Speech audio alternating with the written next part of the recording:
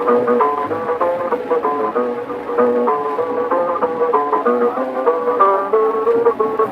thought I would ever be here, but my life changed, and here I am. The one of the reasons that I'm here, in addition to some others, is I have a daughter who retired here. She and her family retired from the Navy, and came down to visit during Christmas vacation, and discovered that the weather was delightful. New York was rainy, snowy, miserable, cloudy, dull, and glum. Spent 2 weeks down here, enjoyed every minute of it.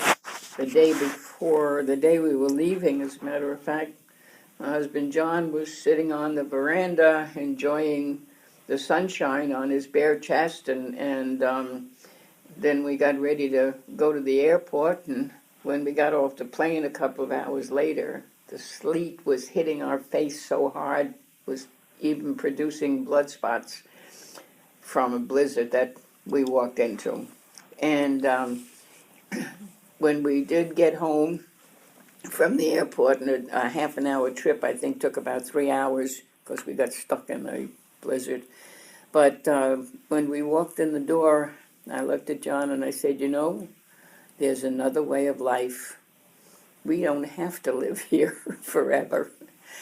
And so, with little circumstances here and there, we rearranged plans, and we both retired from the company that we worked for and arranged to move down to Tampa. Been here, like I said, about 30 odd years, and enjoy every minute of it. Nobody will ever make me live back in New York again. However, I love New York. I love all the memories of New York. I miss New York, but I love Tampa. And I do have the opportunity this year to go back to New York for a visit because my granddaughter's getting married.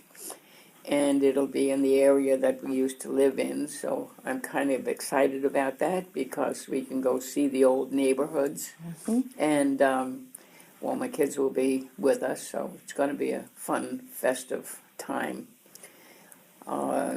Since I came down here, the first couple of weeks we were here, of course, we drove around in the car. I had the map on my lap, and John was at the wheel. And we kept surveying and exploring the various parts of Tampa, Clearwater. Was that before That was before GPS, wasn't it? Yes, it was before a lot of what goes on today. And that was the map. And it was okay for the couple of weeks. And after a while, it was like, ho-hum, what are we going to do today? We had both had a very active life up north, and retirement down here didn't offer. We hadn't even thought about what we would do when we got here. So we, because of some boredom, more so with me than with John, I just went and got a job. There was no point in me driving around every day with a map on my lap. So I got a job and right over on Benjamin Road. And John was enjoying his freedom of his retirement. And during that time, and I really don't remember how, where, why, or when he discovered Town and Country Recreation Center. But he came home one day and was telling me about, they play cards, they play pinochle. He loved to play pinochle. So he kind of found a home. And that was fine. I went to work, and he would go to the senior center. Kept us from having too much interaction with each other, which usually ends up in small problems. So as time went on, I started hearing about people's names and little activities that were happening, and I was still going to work. And couple of times while I was off, I did come over to the center, and I thought, gee, this was kind of nice, looked like fun. And then after a while, I discovered they were doing some line dancing, and we had done that up north. So Where was the senior place at that time, Edith? where was what? The senior citizen place at that time? Hanley Road. Oh, okay. Yeah, and right behind the Webb Middle School. Mm-hmm. And it was very small, but nice people, and that was fine. And John played his pinochle and did some line dance, and I kept hearing about all of his interaction with his new friends. And I would go to work, and I was working for a little check printing company at the time. And there I was sitting, typing away, thinking about, I'm not so sure I like this arrangement. I'm sitting here all this time, and John's over there playing pinochle and line dancing and all that kind of stuff. Time went on, changed jobs, stayed home for a little while, discovered too boring, went back to work again, got another job. This time, one day, I was standing at my file cabinets putting some things away, and found myself dancing little line dance steps that I had learned the couple of times that I went over to the center. And I thought, that's interesting. How come I want to line dance more than I want to file papers? So I thought about it, and as time went on, I decided to retire again. So I figured 3 times was enough. And then I had time to go to the center and join in. Not a pinochle player, but there were other things that they were doing, including line dance. So we did that for a while, and as time went on, the gentleman who was our instructor, line dance instructor, had to spend a lot of time in the office, and so the line dancers would have to stand and wait for him to get finished with his telephone calls or whatever he had.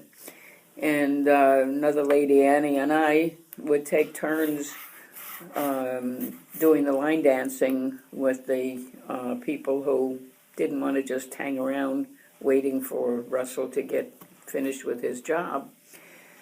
So after a while, we learned a couple of neat dances, fun dances, and one day Annie tapped me on the shoulder and she said, you know, it would be fun if we practiced a couple of these dances. We could make a little show, and then we could go out to shut-ins and senior homes, senior nursing homes, yeah. And we really had no idea of what we would do or how we would do it, but it seemed like a good idea at the time. And so we did. We got a couple of ladies, 6, 7, got up to 12 of us. And we did. We created some dances, and we created some shows, and my son, who was in the business up in Pennsylvania at the time, let me know that the nursing homes had a budget for entertainers. And we thought that was kind of neat, because we were dancing any place they would let us for free. But Gary said there was a budget available, and as long as we were performing, there wasn't any reason why we couldn't build up a little costume fund, or because everybody was just shelling out their own finances. Making a long story short, we found out there were activities directors in all of these nursing homes, and we contacted them, and we spent about 25 years as the Happy Hoofers, and we went out to nursing homes, facilities, fraternities, sororities, any place they would let us, and we put on shows, and really, really had a lot of fun doing that. In the meantime, the rest of the people who were coming to the center, and more people, of course, were joining us, were not only enjoying the line dancing, but then we would have little parties we always celebrated Thanksgiving. Mm-hmm. We would have Thanksgiving dinner. Everybody would throw in a couple of bucks, and we'd have a turkey dinner, and we would have some games, and we would have some entertainment, and we would celebrate Christmas. We even celebrated New Year's Eve, but it was almost New Year's Eve because everybody was either busy or going to bed on New Year's Eve. So we would have it before, the week before New Year's, and we called it almost New Year's Eve party. But we did it exactly as they do it in New York. We had the hammock with all the balloons. We had the strobe light. We had the silver ball to drop down at midnight. But we changed the clock because most of the seniors didn't want to drive at night. So we had the party at 2 o'clock in the afternoon. But we blacked out all of the windows. We had all the Christmas decorations left over. And we changed the clocks in all of the rooms so that when it came to our clock said 12 o'clock, it was really like 4 o'clock outside. But we had Guy Lombardo's CD on the tape. We had somebody would push the button for Guy Lombardo. Somebody would pull the string for the balloons. Somebody would have the ball drop down on the count.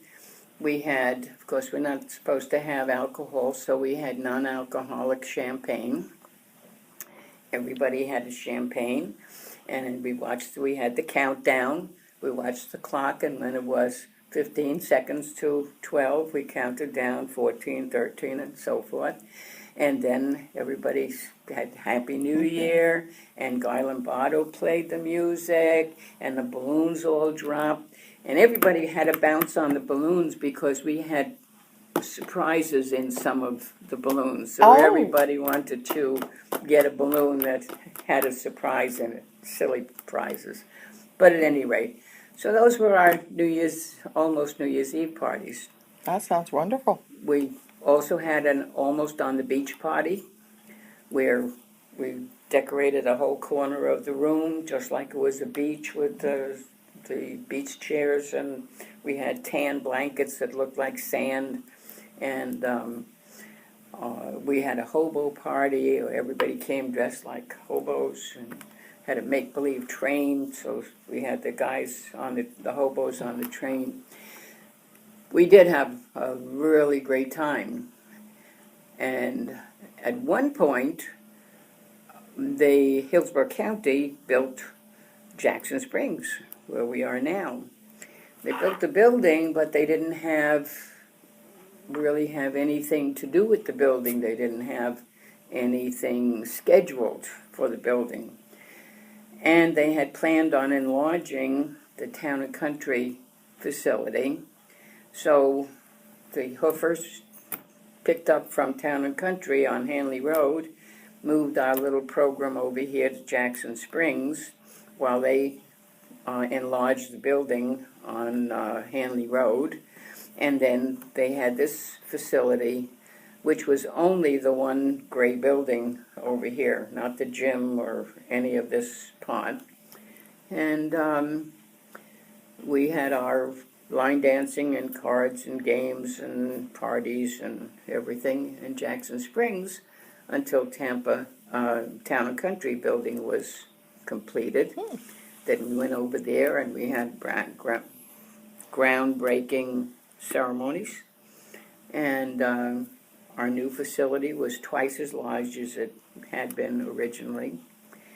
And people just kept coming, and the program grew.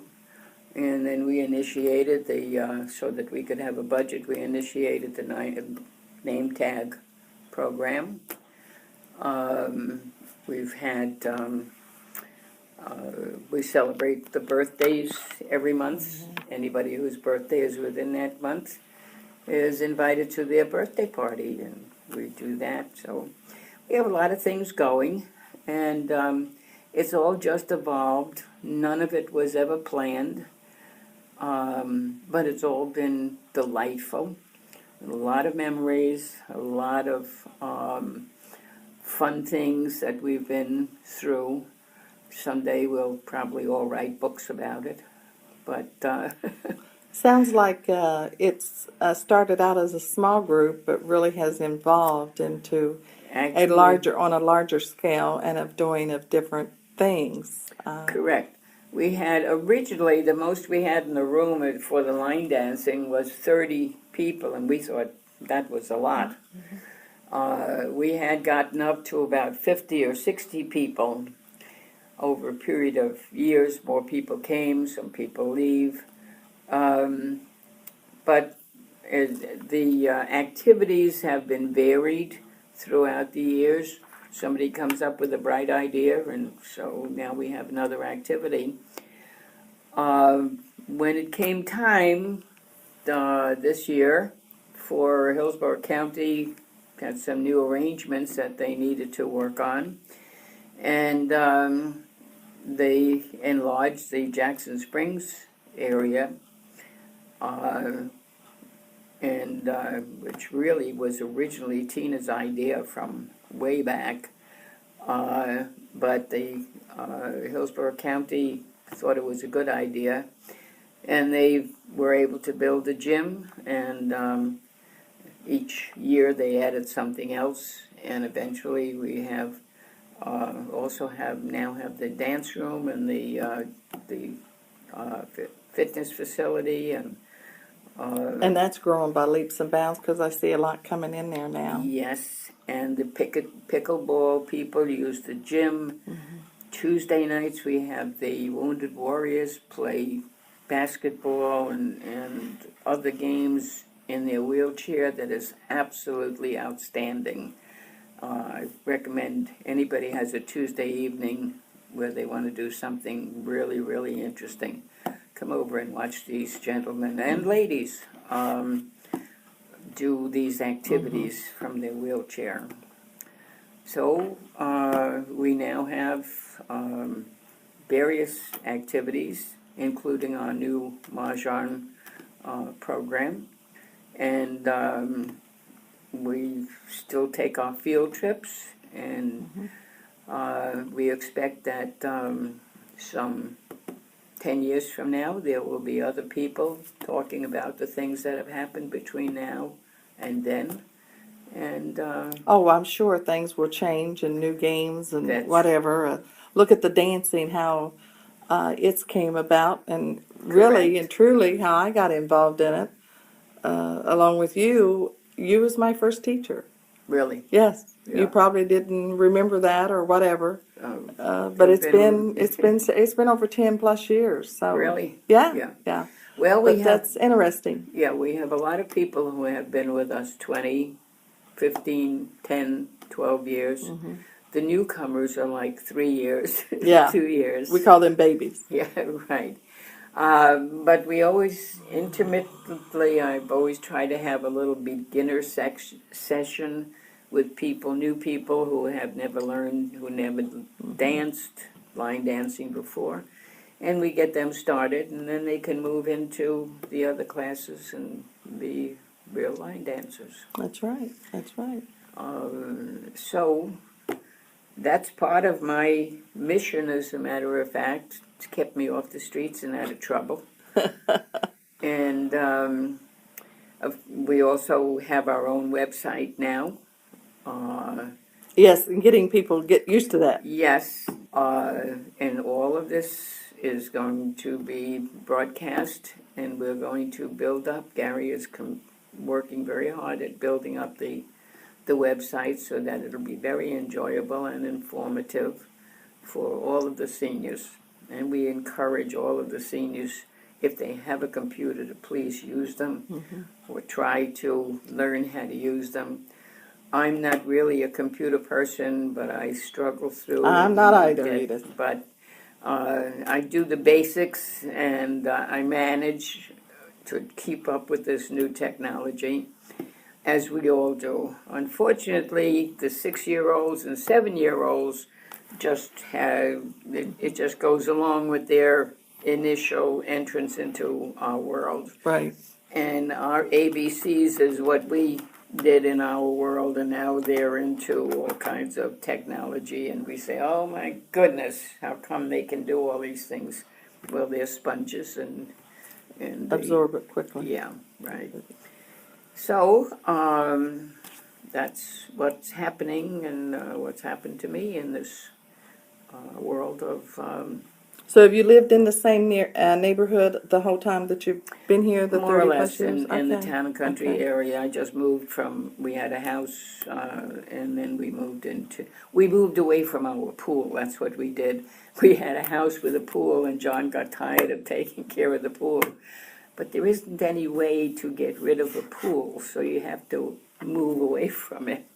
And that's what we did. We moved into a mobile home where they have a pool already taken care of for us. And that's really comfortable and safe, and we'll probably be there forever and on. Yeah. Yeah. Well, Edith, I thank you, and this has been very informative and enjoying, and thanks for coming out this afternoon and meeting up with me. For you, this has been my pleasure. Thank you. I have enjoyed it. Thank I you. always like to tell people about the senior stars. I do too. And so this will be a little addition to the history of the senior stars. And you know, now that we're, I don't know if well, yes, I will bring it up, because now that we're at Jackson Springs, we've always had the title of being Town and Country Senior Stars. But I have a feeling it might be nice if we somehow or other introduced the Jackson Springs Senior Stars, or some other title besides the Town and Country Senior Stars, because it gives us a location, it gives us a description of who we are and where we are. And since we're going to be here permanently, I'm thinking of suggesting that we talk about the possibility of using another name. That sounds interesting, because usually when people now refer of town and country, seniors, they think of the library. Correct, And, exactly. yeah, this is an identity of its own. And I go to the library also. I Yes. participate there, and lot of I think people do. I've seen you there. I see several people around because they have different things. But my main thing is I love line dancing. So I'm not good at it, but You don't have to be good at it. that's right. Just And have to I enjoy come it. every time the doors are open. Yeah, If that's I'm right. able, I'm here. Yeah, So. right. But thank you anyway. Yeah. It was wonderful. It's Thank you very certainly been much. my pleasure. Thanks. The proceeding was sponsored by the Jackson Springs Senior Stars.